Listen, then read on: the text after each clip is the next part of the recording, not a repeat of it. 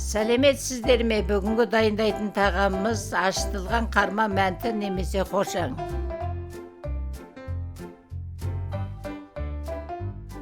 Алты жүз грамм ұн, ас қасықпен бір қасық қант, ас қасықпен бір қасық ашытқы,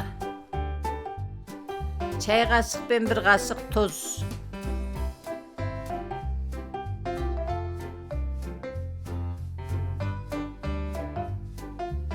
Жақсылап араластырып жылы сумен илейміз.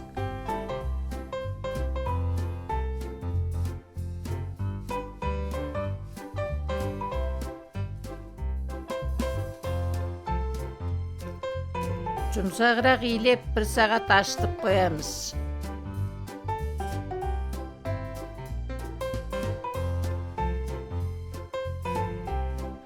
Алты жүз грамм туралған ет, 1 бас пияз, сәбіз, зімбір, көк сарымсақ қосылады.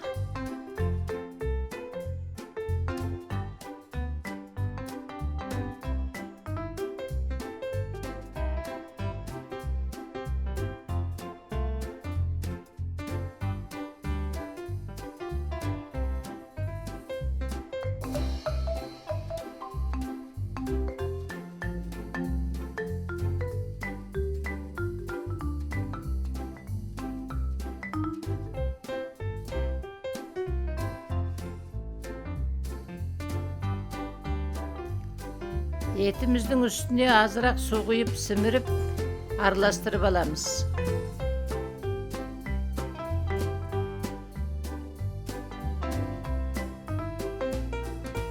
Бір қасық соя сұйықтығы, 1 қасық күнжіт майы, чай қасықпен 1,5 қасық тұз, 1 қасық қант қостым, тауық дәмдендіргішінің орнына.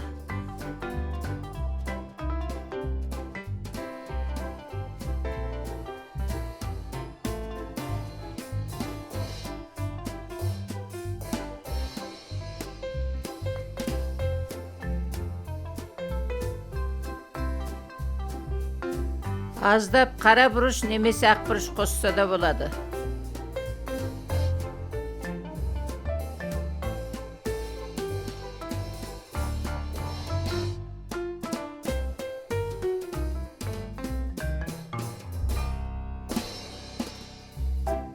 Алдымен зімбірді, пиязды, көк пиязды қосып араластырып аламыз. Соңында сәбізді салып араластырамыз.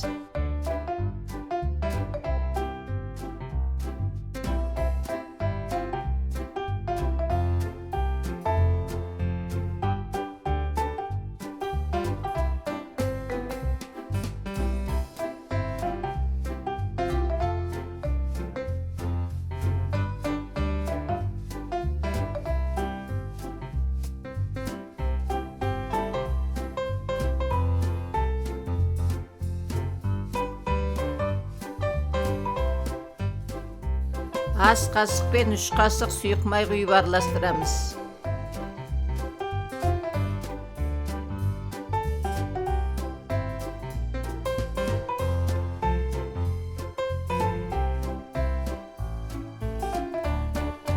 Ашыған ұнымызды иін қайтарып азырақ илеп алып, ұзынынан созып, мәнтіге лайықты қып кесіп, шетін жұқа, ортасын қалыңдау қып жаямыз.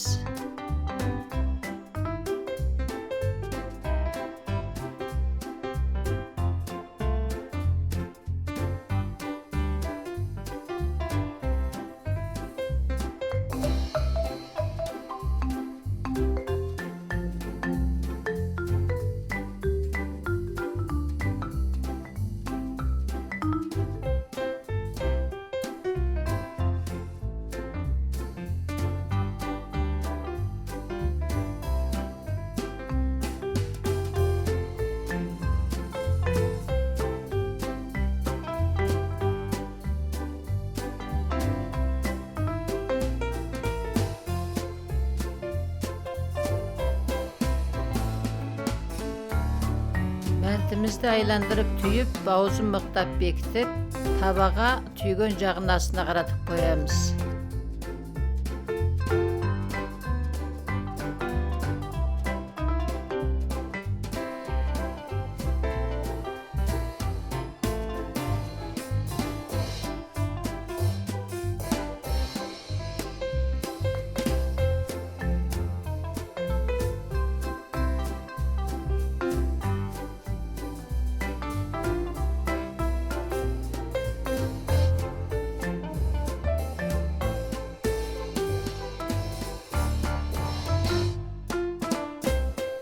Табаға май жағып, арасын ашып тізіп, асты қызарғаннан кейін үстіне сәл су құямыз.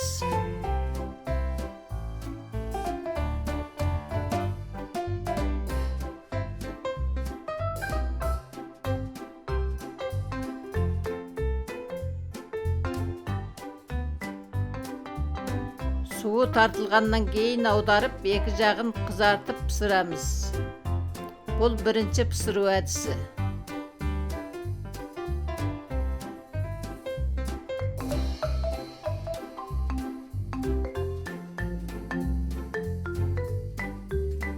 Екінші пісіру әдісі табамызға май жағып, түйген жағын үстіне қаратып тізіп аламыз.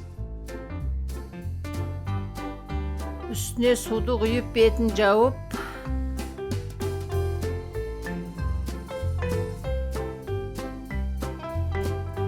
су тартылған кезде қақпағын ашып, қара күнжіт, көк пиязды себеміз.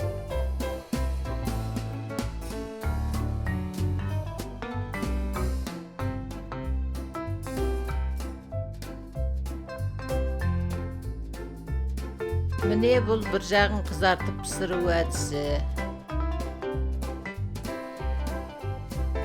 Мінекей асымыз дайын болды. Каналымызға жазылып, лайк басып, қоңыраушаны басып, достарыңызбен бөлісіп, құнды пікірлеріңізді жазып отырыңыздар.